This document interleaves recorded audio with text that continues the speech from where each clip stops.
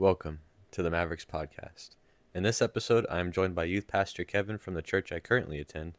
For this episode, we talk on what healthy confrontation looks like and how to better approach issues with others in a much healthier way while also trying to avoid any unnecessary conflict. Welcome back to the podcast, everyone. Today, I am joined with Kevin Fleagle. That's right. And he is the youth pastor at the church that I currently attend, and I've only been in this area for about a year, so I'm super excited to get to talk to him, sit down and talk with someone that's most likely more knowledgeable than me in many different areas. But today we're going to be talking about confrontation, healthy confrontation, and learning to say no at the right times, and being able to discuss without the worry of negative outcomes. So like maybe in some cases, like you start bringing up something and someone tries to fight you or something, right? Yeah. So in this day and age, maybe. Yeah, For real. It's a whole issue with it. Maybe not fighting. Actually, no. The more I've heard from kids nowadays, is like, yeah, they get into some sort of confrontation, they just start throwing hands. I mean, it seems to be the case with most people I've talked to. Yeah, recently. either that or they take to online or some form of non-healthy confrontation. Yeah, and we were talking about it earlier, bringing up household issues. Like there's a lot of yelling and not a lot of discussing and healthy discussing. And then you mentioned earlier some of the kids that they're having issues with authority. Yeah, we've got some issues with authority, whether that is that's teachers or that's coaches or with their parents. And then we even talked about this is a complete sidebar, but of grandparents raising their kids, and unfortunately that puts them in a really tough spot of having to be the parent when they should be the grandparent that's just saying yes all the time and spoiling them and giving them cookies and things that. So and actually I can relate to that because I did grow up in a grandparent household, not with both grandparents but with my grandmother, and it was definitely not what you would want to see in a typical childhood home, because it just, for one, it takes the grandparent ability away to be an actual grandparent, but it also puts a lot of stress on the grandparent to be another parent after they've already been a parent, and then going through that again and having to relearn or reestablish different thoughts and ideas and how to raise, or doing the same thing. But obviously if you did the same thing, then maybe it would be the case that the same thing happens to those kids too. So it's a fine line, and I don't think a lot of people really think about it much. But back to the idea of healthy confrontation, because a lot of people, when I bring up confrontation to other people and kind of discuss that topic, a lot of people see confrontation in a negative light. So they see it as a very negative word, I guess, in their own mind. And when I say confrontation, I don't mean I'm going out of my way to cause harm and to assert my views on someone. When I talk about confrontation, I'm more of, I have an issue.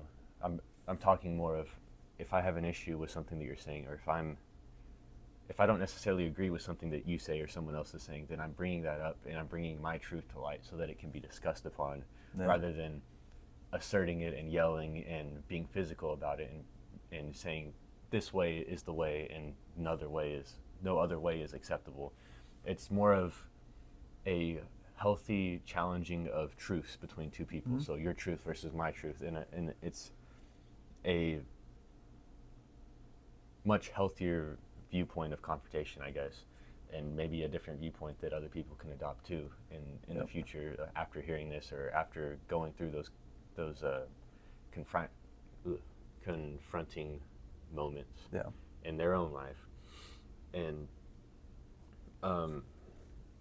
as I was growing up, I actually avoided confrontation almost at any point that I could, because I didn't talk.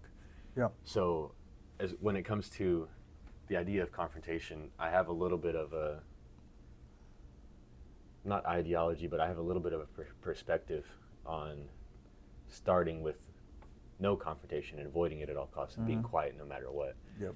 And as I've gotten older, which keep in mind I'm not very old, but as I've gotten older, I've realized that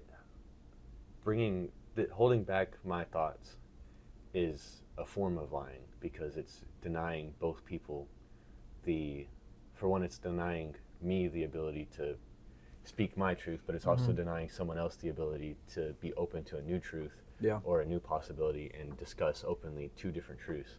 So when I think about it as more of, you're denying both people the opportunity to learn something new, rather than imposing viewpoints For sure. on someone else and saying this is the way, or letting someone else just completely take control of the wheel and stepping back. And even though you have an urge that you're like, I don't really believe that that's the case, and staying away from that. And over time, of course, it beats you up, because you build up resentment towards that issue. And sometimes even it builds up to a point where people have like the last straw moment where it just all bursts out at once, and then all of a sudden this other person that might not even have had a clue that this was bothering you, now you're unloading on them, and it's like, oh my goodness, I didn't even realize this was an issue.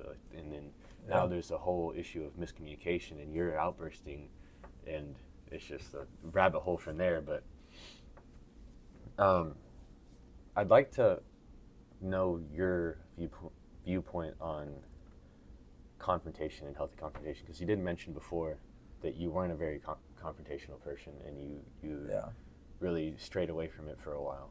Yeah, no, so growing up, I was a military kid, and so my dad was gone, and I have the picture quite a bit. My dad is a very confrontational person. In fact, he leads thousands upon thousands of guys in the job that he does, but he wasn't there that much. He was on deployments. He wasn't there in your case. In my childhood, and so he would go on deployments. He would go overseas and have to visit some of his guys, and he'd come back, and so I never quite learned his style of confrontation. I learned more of my mom's style of confrontation, which is pretty much no confrontation. And then on top of that, when I was young, I was just this short, pudgy kid that didn't really know how to stand up for himself, and so that kind of lingered on. And as I got older, that's what stuck with me. I just didn't fight anything. I didn't say anything, even if I was mad or ticked off at something. I didn't really say anything back. I just fell in line, if you will. And so that led into adulthood, and then I've already explained the way that I was kind of raised and how my household was and my wife has the exact opposite household. Like, she was like, they all like are perfectly fine with confrontation. Sometimes healthy, sometimes unhealthy, in the way of like, they'll speak louder to get their point across. That's actually less of her immediate family. That's more of like her family, uncles, aunts, all those family members. But I quickly learned, if I was gonna, if my wife and I were in a fight, or if we were in a disagreement or something like that, if I didn't say anything, like, it went under the radar, and all of a sudden, it really was like you were saying earlier, the last straw right there was, you left shoes out, and you told me not to leave shoes out. It was something so stupid and simple like that, but that's what it was coming to, was, if I'm not saying anything, so therefore there's no problem. And how would she know that there's a problem? And I can't sit back and just expect for her to read my mind when, I'm not saying anything. Right. And which is funny, because it's typically a more feminine quality to do that. Now, you look back in my life, and again, going back to the way I was raised, you can see that I did take on that more feminine your role model personality because my mom. So, but yeah, that's kind of where I was at. I was pretty much non-confrontational until a few years ago. I mean, but even still, I wasn't super confrontational. So how do you approach confrontation in the youth group setting? Like when you're talking with maybe fellow, I guess, staff members, as you would call them, or volunteers, or whoever works with you, like when y'all have ideas that y'all want to do, or it's like a sermon that you want to do, or however you would call it, whatever you do when you speak. How do y'all go about challenging different ideas? And is like one person says it and then it happens, or there's healthy discussions between the tables and seeing which things might fit better? Yeah. Well, obviously there's big differences between a 6th grade boys group and a high school girls group. And so I do put a lot of challenge and a lot of faith and a lot of trust into my small group leaders. When it comes to confrontation, what I explain to them is the healthiest form of confrontation is saying, hey, Maverick, like you've done this to me, and like whether you meant to or not, this hurt me, whatever it is, fill in the blank.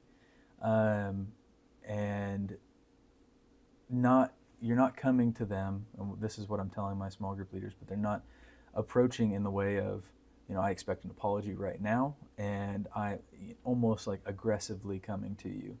No, that's what they're doing? Or? No, that's what I'm trying to avoid. Okay. And so I'm not telling them to approach it that way. But what I am trying to teach not only my leaders but my kids as well, or my students as well, is that you can go and have that conversation, and even if it doesn't go the exact way that you want it to go, that you can walk away saying, you know what, I've said my piece. If they're not willing to listen to me, then I can get somebody else involved. I can get my small group leader involved. I can get Kevin involved. I can get somebody else involved, and we can have this conversation. And just so there is like a healthy setup of confrontation, I guess, is what I'm trying to say. And it's attempting, sometimes it's not perfect, following the Matthew 18 rules of like, I'm coming to you, you're not listening, and in fact you're disagreeing, and it's making me even more mad, so therefore I'm going to take this conversation to someone else that I trust. And I would like to all three of us sit down so that both of our thoughts could be heard, and then we can meet that mutual resolution, just like you said earlier, of like, you might have a truth for me that I'm not seeing, and I might have a truth for you that you're not seeing. That's an interesting way of going about confrontation, because I've only been a part of one other youth group before, but I've never seen someone be like, yeah, if you have an issue, let's go grab someone who's much older, and in this case, the leader of the group, and sit down and both talk it out, and have them kind of as a guide to guide you through the conversation to make sure that, if you get off topic, or if maybe you get a little rowdy, you can dial it down a little bit. 'Cause that's actually really good. I didn't even think about that before this, honestly. Well, it's the healthiest way to go about it too, of, if we are just not agreeing and we're interrupting each other, the conversation's going to go nowhere. Right, and especially if it's fueled by anger. Yeah, right. If it's fueled by my frustration and anger, but it's not good to grab one of your peers. It's not good to grab a friend of this person, or a friend of I guess a friend of person A and a person B. That's not going to be a good mediator, if you will. But if they grab someone that's unbiased towards the situation, and they're just listening, they can provide input or just help mediate that conversation. Right.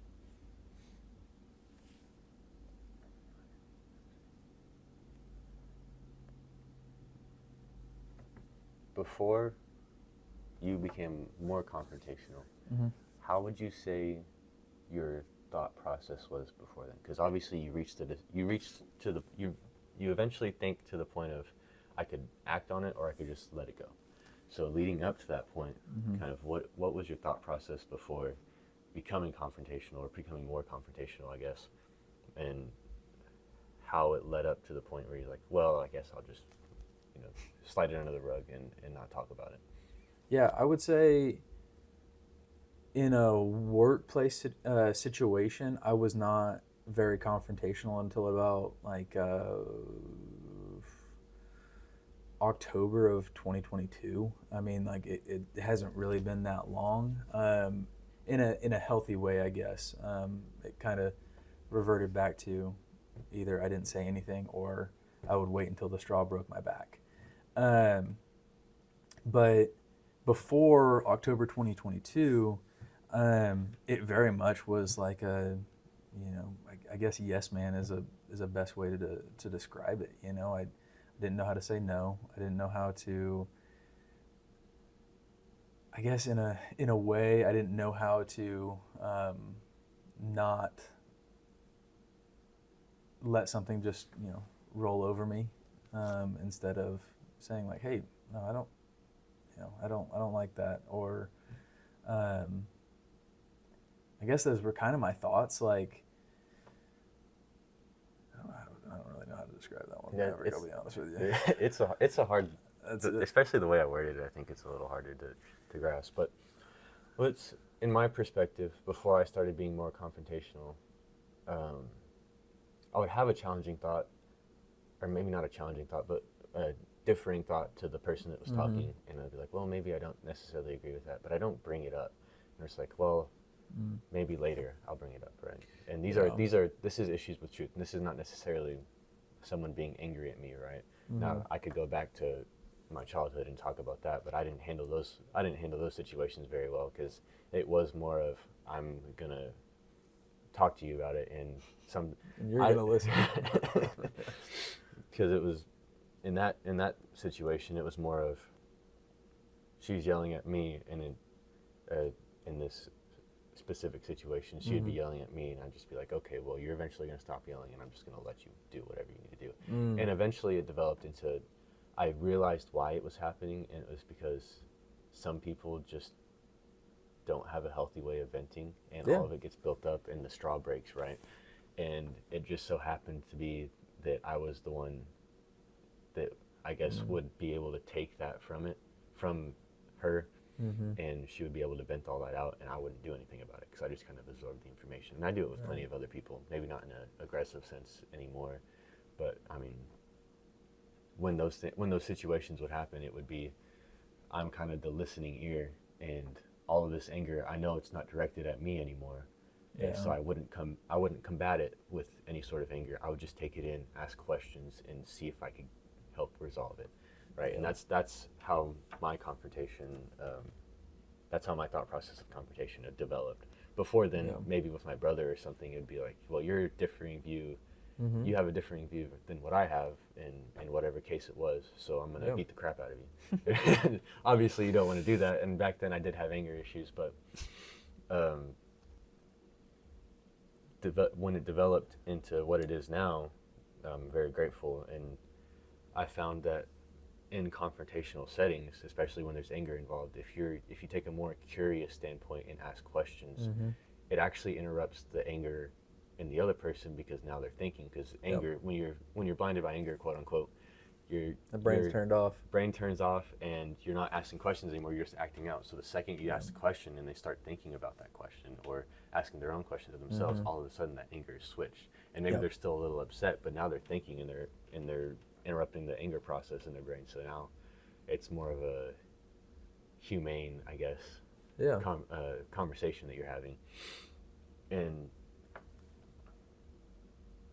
I would say, in the situations of leading up to confrontation before I changed to the healthier way that I have now, it was more of, well, I don't agree with that necessarily, or I think it could be elaborated on, but I'm not gonna input, because I don't want to be a bother. I don't want to interrupt you, I guess, because I was afraid of interrupting and causing the whole conversation to go sidetracked. So I was just like, well, I'm gonna let you talk and let you get your information out. And maybe if I see you later down the line, not in front of other people, that is another issue I used to have. Is if it's in front of other people, I don't want to bring it out in front of everyone, and then all of a sudden I'm on the spot and you're on the spot. But I never really wanted to be on the spot, so it's kind of an issue with that as well. Well, and I think it's a great thing to point out, though, is if you're going to approach confrontation biblically, then according to Matthew 18, it is talking to that person one-on-one first. And so the calling out in front of like a public group or a bigger group, even if it's 4 or 5 people, that's a pretty small group, but the feeling of embarrassment sits in of, getting called out. And so that automatically, I would say for a large majority of people, it strikes immediate anger of being called out. They feel like they're losing control over the situation, or they feel like, this person is just automatically my rival. And 9 times out of 10, I would say, unless you're like a professional debater or something like that, you're not going to know what to say if you are the one called out. And then, like I said, embarrassment sets in, and the anger follows shortly after that. And the person who called, the other person out usually looks like a jerk, and it's not a very healthy way to present a confrontation or a problem or something like that. Now, if both of y'all are aware that you're gonna call them out, I guess that's one way of settling things. But well, you don't want it to be a war either of calling each other out. Exactly. Because it's never gonna end. Yeah. So you also want to avoid that as well. I'm actually glad you said that, because I have had a few instances where I've wanted to bring a challenging thought up during young adults. Yeah. And I always tell myself, I'm like, maybe just let him finish whatever message he's trying to bring, and then afterwards talk about it. Yeah. So I'm glad you said that, because I didn't know if I was doing the right thing by waiting it, or if I should bring it up mid talk. So that's actually very helpful. Obviously, I would say if it was like downright heresy that he's teaching from the stage, outright, which I know the leader of that group, so I know that he's not gonna speak downright heresy. Right. But if you do ever find yourself in that situation, I would say that for the overall health of the group, if it's downright heresy, like it has to be like, oh my Lord, no, absolutely not. Not just something that is in an opinion of ours, but I would say if it's downright heresy, like you probably should, because you don't want the group to hear, I don't know, I'm making something up, but like that, Jesus hates us or something. I don't know. Make up something that's just like absolute heresy. We don't. That would be want the group walking away saying like, true. "Oh my Lord, Jesus hates us." It's not true.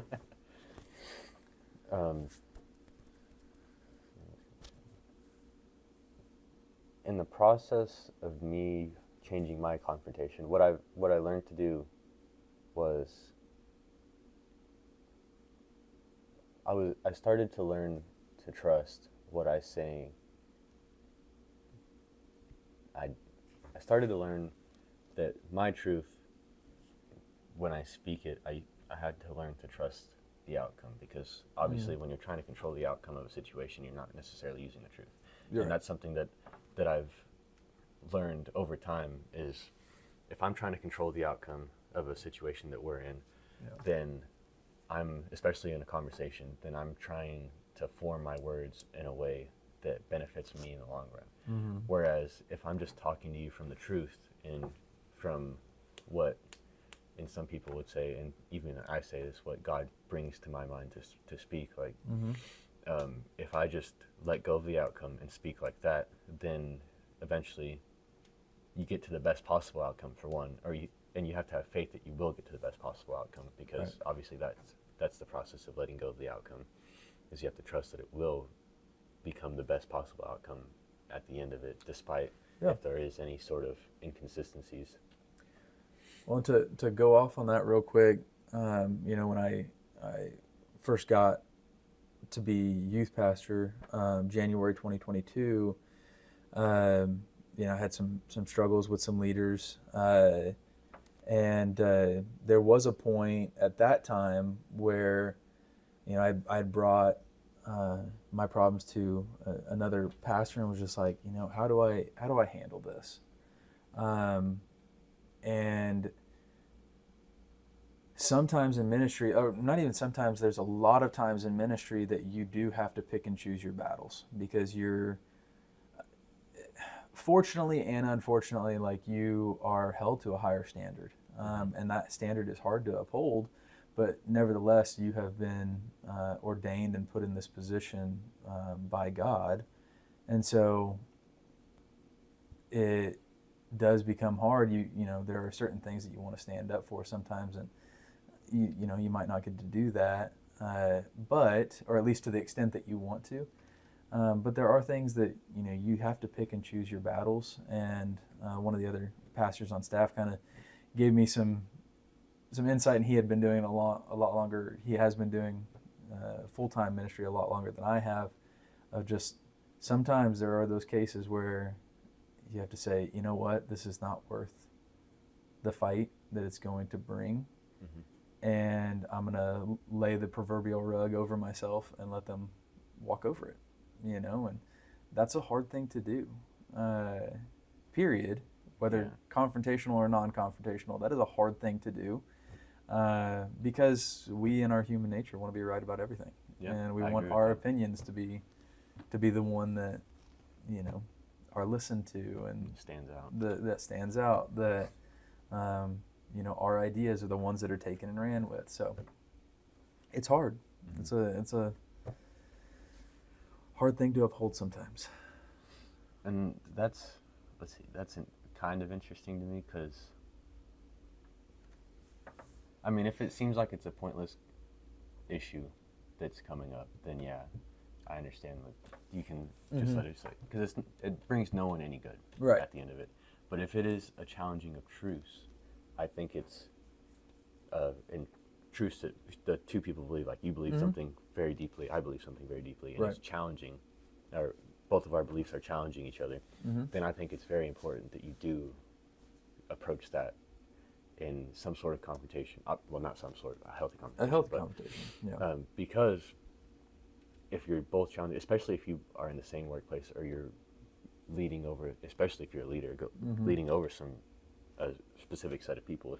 If both leaders have a challenging viewpoint, then when someone speaks, that's going to build up conflict and resentment that's bottled up over time. And then when the other person speaks, it's going to do the same thing to the other person. So when it comes to a conflict of truth, I think it's very important that it needs to be discussed and it needs to be brought up. Whoever brings it up, it doesn't matter. Just as long as someone is consciously aware of that, it's like, okay, well, this is something that I don't agree with, and it's been like that for a while, so I need to bring this up and make sure that there's no miscommunication in the way that we're leading, or that we're being led forward, and to try and resolve what truths are coming out. And maybe there's a differing viewpoint that I haven't seen, or maybe there's a differing viewpoint that person hasn't seen, so it's something that you can work through. So I think it's very important that in those situations you don't just let them walk over with the rug, because then that goes back to the point before, where it's like, these people are walking all over you, you're not doing anything about it, and you have the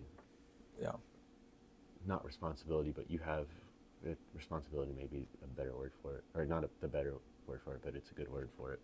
I forget the actual word, it's not coming to me right now, but and that's why obligation, that's what it is. That's why you have, according to Obi-Wan Kenobi, that only the Sith deal in absolutes, but you have your absolutes, like you have those hills that you're willing to die on. But if it's at least in a church environment, it's like, well, the table should be placed in the gym instead of the lobby, for this party that we're having.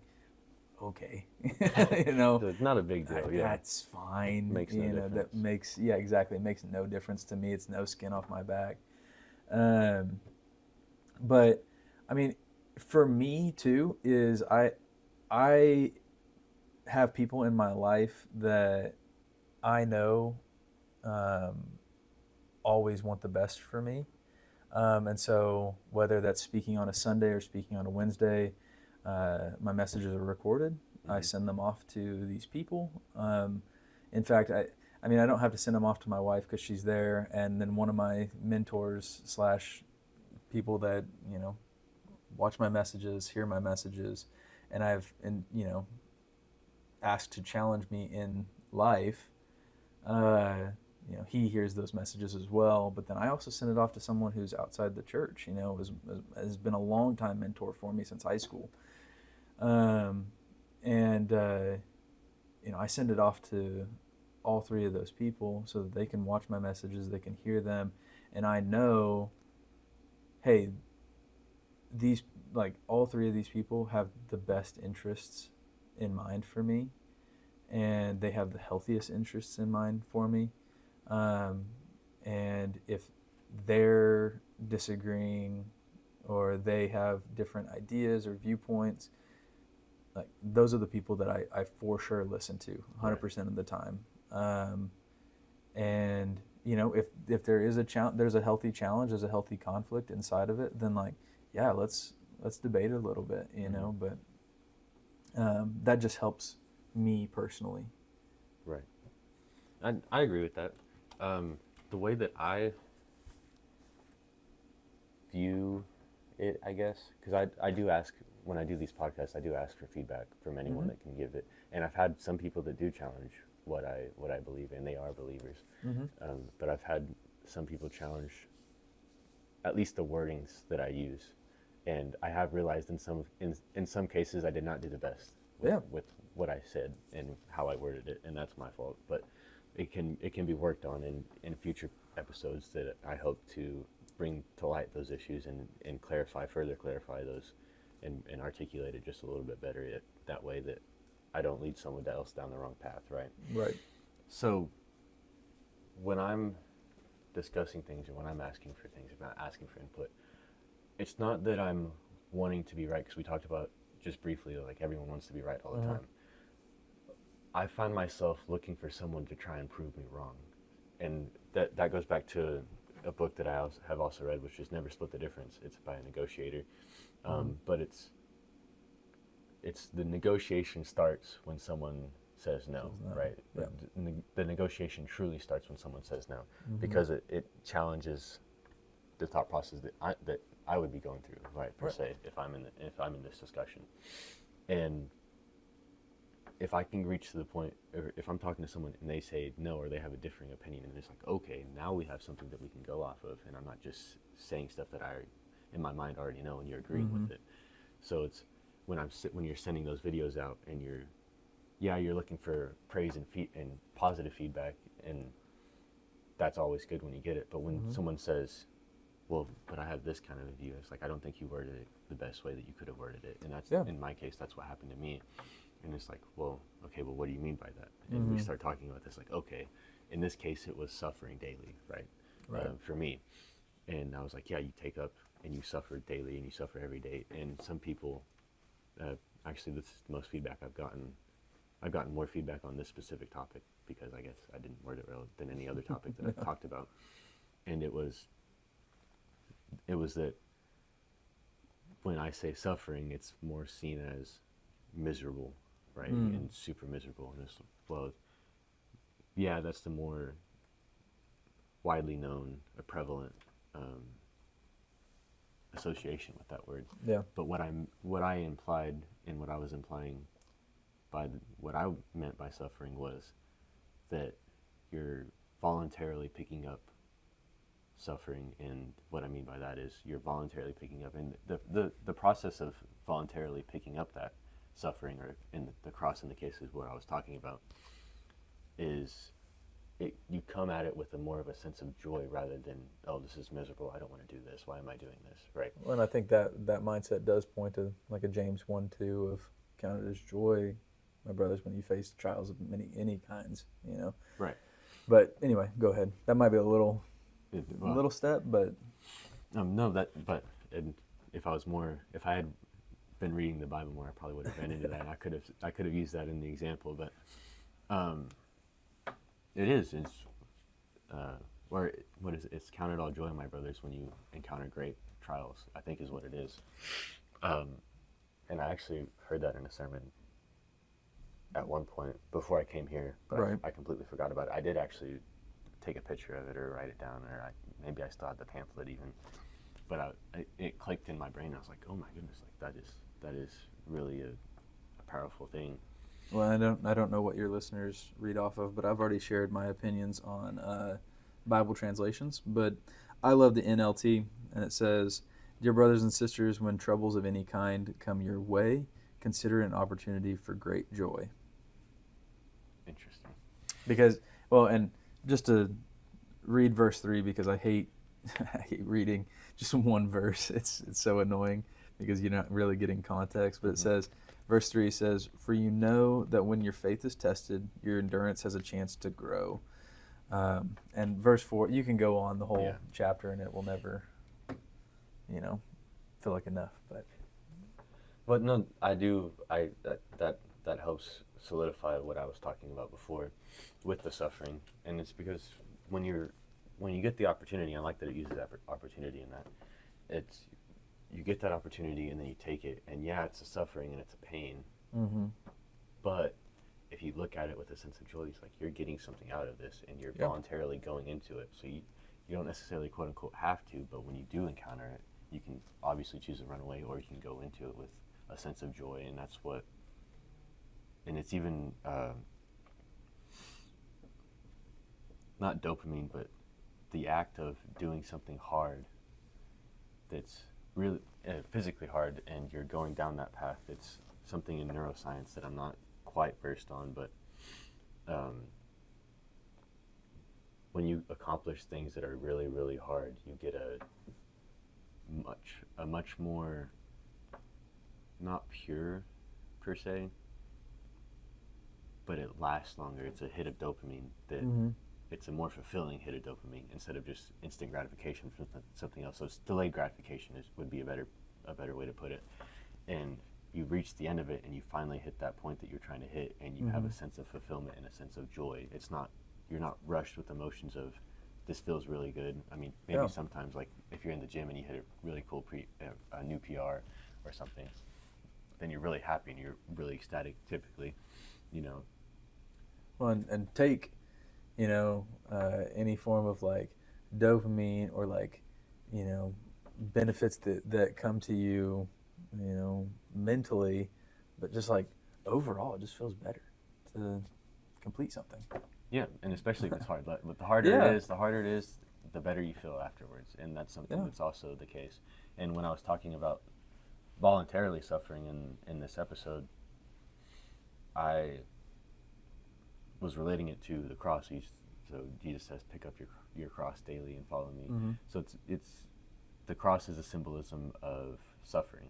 So you're picking up your suffering in the pursuit of your purpose. So you're picking up your cross in pursuit of Jesus, right? Yeah. To be more like Jesus. So you're voluntarily taking on suffering to be more like Jesus and therefore fulfill your purpose here, right? And that's kind of how I view it.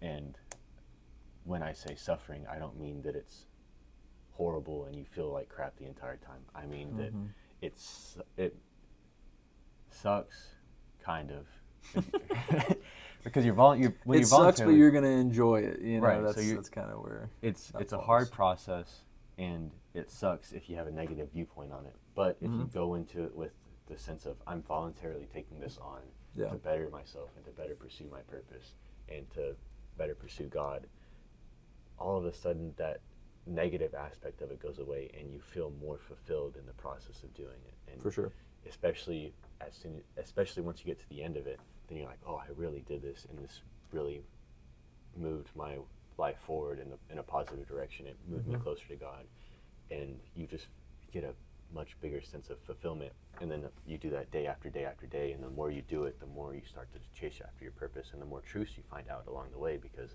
of course in the pursuit of Jesus you do pursue truths, and so the more truths you learn, the more you cut away the bad things, and the more of a sense of fulfillment you get throughout that process. And I touched on that a little bit in one of my past episodes, I think, so I won't go into too much detail on it, but that is in a sense. So that was a miscommunication on my part in that episode, but it's, and that kind of goes back to the point of confrontation. That's healthy confrontation. They're disagreeing with my idea, or the way that I worded it, at least, and that's typically what happens for me. Is like sometimes I don't word it the best way possible, and I try and really work on it, because that's something that I'm very serious with. Is I don't want to be misinterpreted in the wrong way. So they came to me and they're like, hey, I don't necessarily agree with the way you said that. So then we sit and talk about it one-on-one, and that's the healthy confrontation about it. So then we get to the bottom of it. It's like, yeah, okay, this is what you meant, and now they're understanding what I meant by that, and they're like, yeah, okay, I agree with that. So, but it was a process of, they confronted me. I asked them to confront me, granted, but they confronted me, and we talked about it, got to the bottom of it, and now we're both on the same page, and that's where the healthy confrontation comes from, and that's what I want to help other people to try and learn to do, especially the younger generation, because a lot of people nowadays don't get that luxury, and they don't get that experience, because especially if, like you were saying earlier, 50% of people in this area grow 52%. Up with 52% are growing up with their grandparents now. So in my case, when I grew up with them, it was more of my way is the way, no matter what, and you don't get to question that. So learning to be able to, and if you did question it, it was yelling and screaming and a lot of fighting and unnecessary anger. So learning to be able to discuss confrontation, discuss ideas in a healthy way, I think is very helpful for those who, in this case, maybe even that 50%, 52% that grew up without their parents, and maybe don't understand that confrontation isn't meant to always be dealt with anger, or at all really be dealt with anger and yelling. It's more of a discussion between two people, and it doesn't need to be resulted in anger, or it doesn't need to be resulted in some sort of physical violence that gets someone hurt. It's more of bringing up two ideas, discussing about them, and coming to a resolution with one idea that both people can agree on. And a lot of people don't get to see that nowadays. There's not a lot of leading examples that people get to just see and watch. And especially with the way social media is, it's more attention grabbing. It's I want to get your attention for as long as possible, so I'm going to show you something that's kind of addicting in a short burst of dopamine. So it's not really informational unless you're already tilting towards the idea of, I just want to learn more information, which is kind of how I was and how I started out. So with confrontation, you start to second guess your thoughts, and then you withhold them, and those things build up, and it results in conflict eventually, like outbursts in some people's cases, like you were talking about earlier.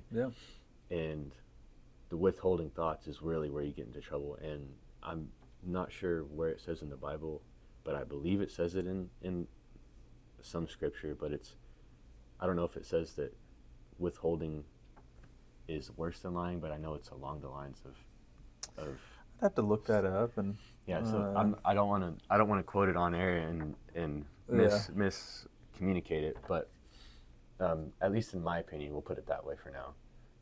Withholding what you believe to be true is worse than lying, and we'll say that's my opinion for now, but I believe I read it somewhere. But it is, look it up.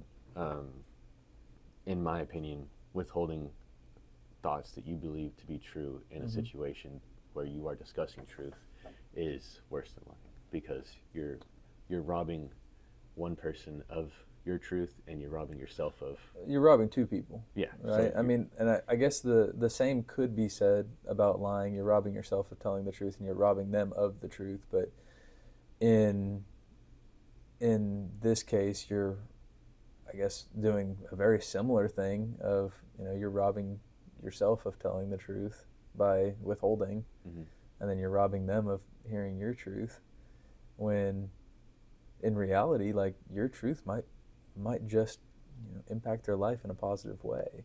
Right. And actually, if we want to touch on that, the times where I've actually been at confrontation, when I've brought up these things, not necessarily challenging ideas, but when I've chosen to speak my thoughts and to speak my truths over other people, or what I believe to be true and what I've experienced, I've actually helped, I believe, everyone that I've talked to in that way. Yeah. So when I've started to talk about that and people are having issues, and I start talking about what I believe to be true and what my experiences have led me to and what I've read, right, scripture-wise, it's always led to more cases than not that I can remember. They come back the next day and they're like, you really helped me with the things that I was going through, and it really helped me put things back together again. And that's, in my opinion, that's one of the most fulfilling things that you can hear, is especially when it's one thing when you see it through their actions over time, because I have dealt with people where you see that their actions are changing slowly, and you can see the impact that it's having in their lives. But it's another thing when they actually come to you and say, hey, you really changed something in my life. And I've had some people actually come recently. I was talking to 2 coworkers at the same time about, I was saying one thing, they were taking it in both themselves, and then they both came back the next day and were like, you really helped me deal with the situation that I was in. Yeah. It was 2 completely different situations, and the way one of them were is like, you have no idea what's going on in our lives, and you just said this and you changed both of ours. And it's like, that's unbiased opinion, baby. Yeah. You gotta have it. It's super cool to be able to witness that. It's like they're both coming to me. It's like, yeah, you really changed what I was going through, and you helped me see a better viewpoint on it that I didn't see before, and it's helped me deal with my situation and in my relationship a lot better. And that, in both cases, this was, it was their relationships. One guy, one girl. But it was really cool to see them, because they both came back to me almost at the same time the next day, and I was like, yeah, dude, I went through this, and we talked about it, and it really helped that situation. For sure. And they both said that, and I was like, that's amazing to be able to hear that. And it was because I didn't withhold. I was I was open and willing to say, hey, maybe this can help you a little bit. And it's something that I believe to be true, and maybe it can help your situation. And it was the process of, I didn't withhold my thoughts. I was like, hey, if you're open to listening, I can give you a little bit of advice that has helped me in the past, and maybe could help you in your situation. And then to talk about unhealthy confrontation after you withhold your thoughts. So it's already one thing. So now it's building up in your mind. And especially if you hold grudges, that's really not good. Yeah. And it eventually leads to resentment, or some sort of resentment, especially if it's not confronted eventually. It's like if it doesn't result in an anger outburst, it does build up resentment, and then you end up hating the person. And all because you decided, hey, I'm not going to bring this up. Just not saying anything. I'm just going to let the rug be there, and you can walk over it. Yeah. And it just builds up a lot of unnecessary negative emotion. Just to reiterate the whole rug comment, that is on like minute things that like are so stupid. It's unreal. Like, primarily I've seen it done with like people inside of the church that say the music is too loud, when in fact it's the same volume every Sunday. And if it does, actually the band gets too loud, then they do usually turn it down a little bit to match the other Sunday. So that's when I kind of see that. But I'm also not the one having to deal with that. That's Josh, that's our worship pastor. So well, I decided to use it because it's like, just put the rug over it. And I mean, it does kind of make sense, because you just in one ear out the other, because some things you do have to do that. For sure. Because otherwise you'll walk through life literally looking for a fight everywhere you go. Yeah, or you're just on edge all the time. Because, that too. Because you're just like, well, what does this person think? What does this person think? And in that case, that's not the best idea. And so to combat that resentment, that eventual resentment that you build up, bringing it up in some sort of healthy discussion, not yelling, not being angered. And another thing you can do is, when you are confronted with someone that's angry, ask questions instead of combating with more anger, and feed the flame, because obviously you don't want to feed the flame, because then both people are getting angry. Yeah. But I have noticed that, I think I said it earlier too, when you go at anger, when you go at someone else's anger with some sort of curiosity, and you ask questions, either in your mind or out loud to the person, it calms them down at a very fast rate, actually. Because every situation I've been in with someone who's angry, and I start asking questions, and they're like, oh, well, I guess that's true. or, oh, well, maybe I should think about that a little bit. And then all of a sudden the anger's gone, and now you're having a proper discussion. So when someone comes at you with some sort of anger because they're being non-confrontational, they had been non-confrontational, so their straw breaks, it doesn't mean that when they start coming at you with that anger, you don't come at them with anger. You try and take a step back, ask questions like, why is this happening, or what caused the last straw to break, and be an understanding voice rather than an angry voice that just matches their anger. And that's also another thing that can help. So if someone's coming at you in that sort of a sense, which I didn't touch on, with that confrontation or with the non-confrontation that breaks their back and breaks that last straw that takes them out, that you can approach that with a sense of curiosity, and it will hopefully help shut down, in my experience anyways, shut down any sort of anger, and you're able to combat it in a much healthier way. So for example, there was a lady at work that came in and thought her car had been towed. And just to summarize the story, the realization was that she actually just parked somewhere else than she thought. Than right? she normally so her car didn't actually get towed. But it was a whole situation because she came up yelling at coworkers, and unfortunately I wasn't able to be a part of that because I was taking orders and there was a big line, so I couldn't just step away from the register and go help. And so the manager came up and they were talking, and from my manager's viewpoint, she was being talked to as if she was a kid and didn't know anything, right? Got it. And I have a little bit of knowledge about tow companies, so I could have been a pretty helpful voice in the situation. But she was coming at my coworker, and I lost my point. Hold on. She was coming at my coworker as if she was the opponent or the opposition, right? Yeah. And when you go at that, that's like, I'm starting a war with you. Yeah, I was right? about to say it. So it's not very, opens the door. it's not very communicational, right? It's like, you did me wrong and I'm going to hurt you for it. And you don't want that, especially in this situation, because tow companies operate outside of companies. And I mean, because they're their own company, so you can't, she was saying this like, okay, y'all need to get my car back now, right?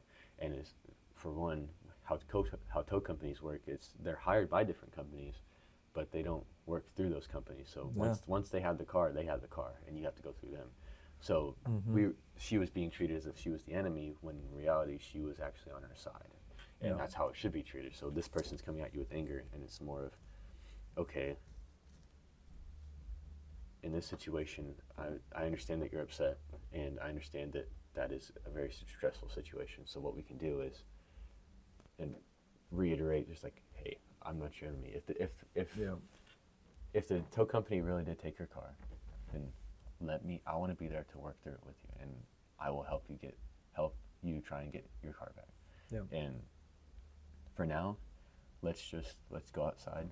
Let's see if we can find your car, use your key. I understand that you maybe have already tried this, but let me do it with you.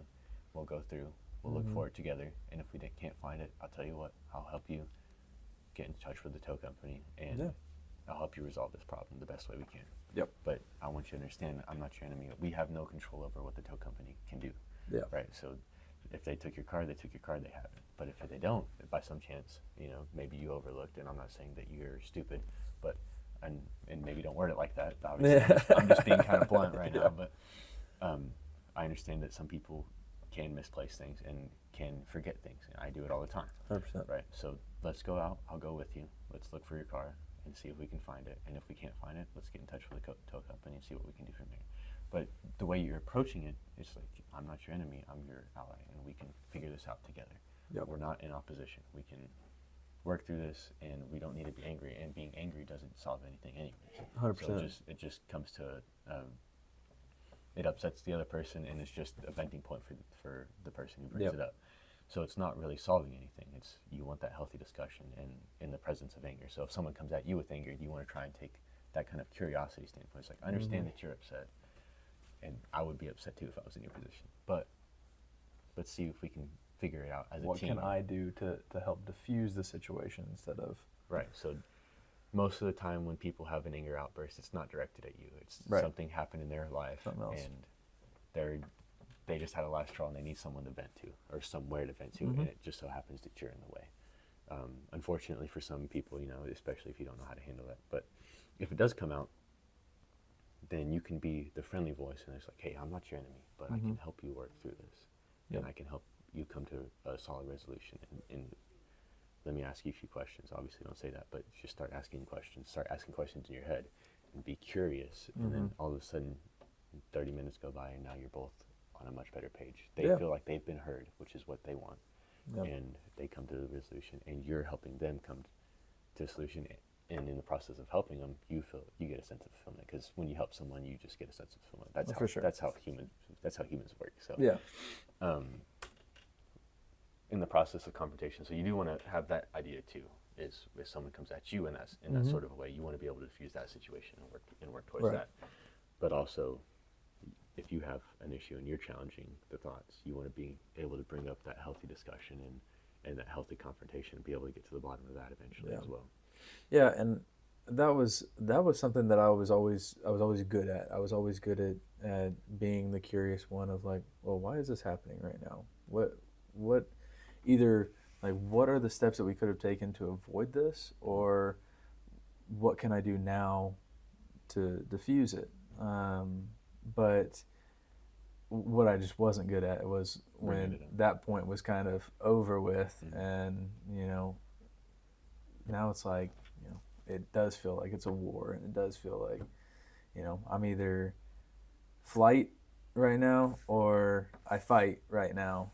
And 9 times out of 10, I was that flight.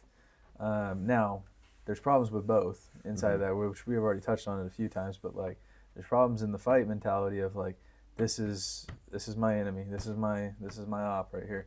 And then there's problems with the flight of, man, I'm just going to hang on to this frustration and anger for, I don't know, ever. Yeah, avoid it. It's like, well, I don't really think it's worth the time. I'm just going to avoid that and run away. And obviously, you don't want to do either of those. You want to have kind of a healthy balance in between. Well, and there are even times where in this job, I deal with students. I say deal with as if like it's a negative thing. It's not, but like I work with students so much, and they bring a lot of baggage a lot of times, and they, whether that's family issues, whether that's issues at school, that's issues at home, whatever it is, they bring it to the church, which praise God they do. But 9 times out of 10, I'm told about these things. Some of them are just heavy things, and on top of your own baggage that you bring to the foot of God, like, you're bringing theirs as well, at least in a sense. So that,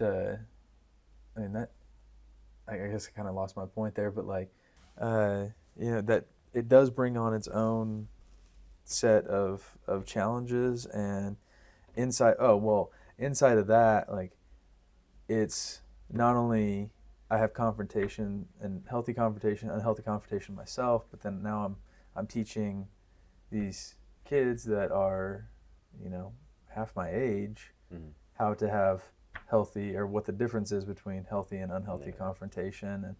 And unfortunately, a 14-year-old boy or 14-year-old girl is going to have a different form of confrontation than I do at 28. I mean, they're not even fully matured yet. Right. Their bodies are still growing, their brains are still growing, and like everything about them is still growing and maturing. And so, the things that we take from school, fortunately and unfortunately, they're going to get a lot of their opinions from their home life. And so whether that's good or that's bad, that's what they're probably going to get. Because let's face it, they spend a majority of the time with their families. And so I have had several students where, they do say, like, I want to go into ministry. I want to be, I want to take the name of Jesus to other nations and to the world. But yet, when you bring up like, Democrat or Republican, well, they happen to be Republicans because that's what their family is, and then they're presented with a Democrat in front of them, and they just start going, blah, blah, Clouds blah, them, blah, yeah. blah, blah, it clouds their judgment, clouds their vision, clouds their words. And so That's where the importance of unbiased comes in. that's, yeah. And so, it falls to, man, how can you properly and effectively minister to people that are different than you, Mm-hmm. if that's the way that you're going to react? Then in the same scale of like, which for some reason in the church especially, homosexuality has become, the deadliest sin. It's the worst thing on the face of this planet. When in reality, it's the same as any other sin. Mm-hmm. And so we have to approach it like that, and with a lot of students, and especially in our area that is much more right wing than other places, you do have to present, or you have to step into that conversation with the same level-headedness, the same love for Jesus, or the same love for this person that Jesus has, Mm-hmm. in order to have a proper conversation and be able to spread the name of Jesus. And so, again, it goes back to, you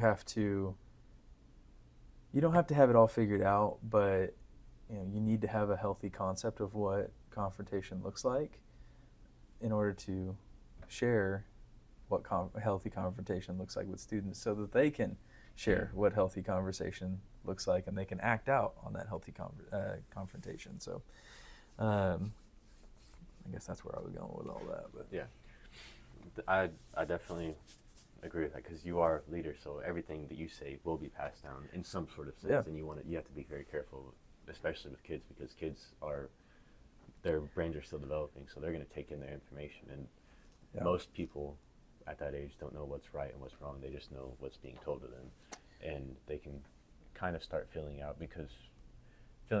what they feel to be right or wrong. Mm-hmm. But a lot of people don't get the concept of being able to see so super far into the future until their brains are more developed into like 1920s. Yep. Right, especially if they come from a healthier household, Mm-hmm. because your brain isn't forced into that survivability mode. Yeah. Where you have to think about your future. Well, and I mean, guys aren't fully developed until they're 25. Yeah. Girls aren't fully developed until they're 23.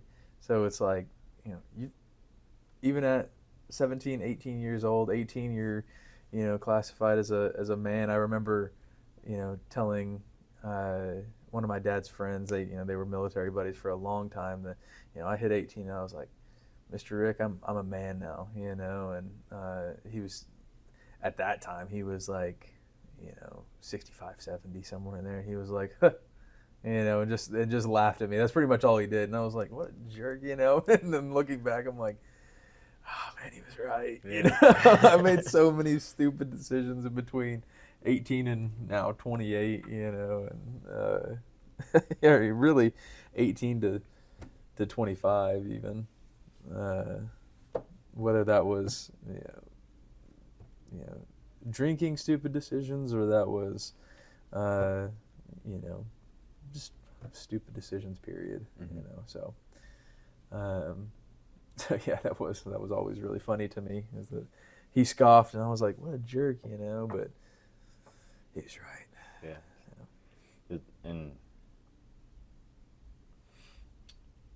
the last thing I'm going to touch on is the power of no. And the reason why I want to touch on it is because a lot of people put a lot of power in yes, mm-hmm. when it shouldn't be, because yes just means you're agreeing, and most of the time when someone does say yes, it's more of, yeah, whatever, let's go on to this topic. Or, it's going in one ear, out the other. Yep. And in a discussion, especially if you have a challenging viewpoint, say, and maybe don't say no, like, no, I don't like that, but approach it as in, well, I don't necessarily agree with the opinion that you have, or the truth that you mm-hmm. have on that, right? It's like, I kind of think of it this way, and it challenges, or it doesn't really align with what you're saying, and I think we should talk about it a little bit. And you can approach it like that. Mm-hmm. And once you say some sort of line along the terms of no, then it allows both of you to start questioning, because now they're questioning, well, unless they're ignorant, and it just goes in one ear, out the other. But ideally, they're like, okay, well, I guess that could be an issue with communication. So we can touch on that a little bit, and then now you're going back and forth. It starts the discussion because someone says no instead of just being like, yeah, I agree with that, and then the next topic said, right?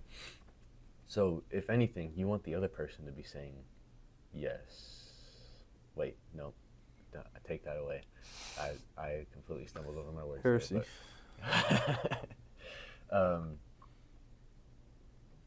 If you both can come to the conclusion of a yes simultaneously, then I think that's a good thing.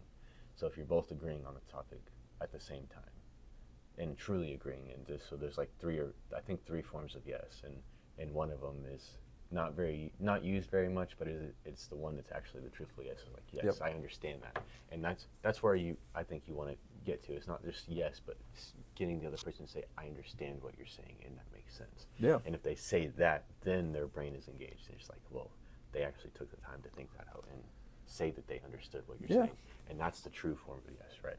Rather than just being like, yeah, and then next topic. Yeah, I agree with you. Okay, whatever. I'm out of here now. Yeah. But so being able to say no in a healthy way, it's a very powerful statement. It actually has a lot more power than the word yes. And a lot of people, I think, have the differing ideology of it. Maybe not viewpoint, but ideology of it. It's like, well, yes is put in a positive light, no is put in a negative light. So if you say no, it's super negative, or if you say yes, it's super positive. It's not necessarily the case. I actually find myself looking for no's rather than yeses, because if you say no, then I have something to challenge. And I find that as a opportunity to find something that's true. Because if you're differing, if you have a different viewpoint on what I'm saying, then it's like, okay, well, there's something that's not aligning there that we can dive into and get to the bottom of. Yeah. Rather than you just being like, yes, and that stops it there. And we can have a healthy conversation and confrontation, I guess, about like, oh, no, I don't agree with that. Okay, well, why? That leads into another conversation. It's good, you know. Some of my best friends have different beliefs than me. So, actually, I think all my best friends have somewhat, there's some kind of difference, you know, and some of them are small things, some of them are bigger things, but nevertheless, they're always been good friends to me. So I'll at least 9 times out of 10, I'll listen to it. Sometimes, if they go too crazy.